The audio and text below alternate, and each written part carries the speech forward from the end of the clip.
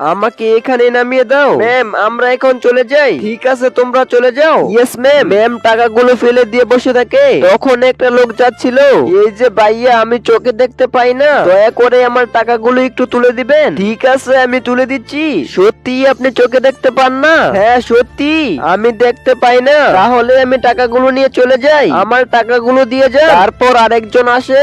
এই যে ভাইয়া আমার টাকাগুলো তুলে দিয়ে যাবেন প্লিজ, আমি চোখে দেখতে পাই না, এতগুলো টাকা পড়ে আছে, তাড়াতাড়ি নিয়ে নেই। ম্যাম একটু সামনে হাত দিলে টাকাটা পেয়ে যাবেন। আমার ইন্টারভিউ দেওয়ার সময় হয়ে গেছে, আমি চলে যাই বলে সেও টাকাগুলো নিয়ে চলে যায়। তখন একটা মেয়ে আসে। এই যে আপু আমার টাকার ব্যাগটা একটু তুলে দিবেন, আমি চোখে দেখতে পাই না। ঠিক আছে আমি তুলে দিচ্ছি, এই নিন আপনার ব্যাগ। আমাকে এখন যেতে হবে।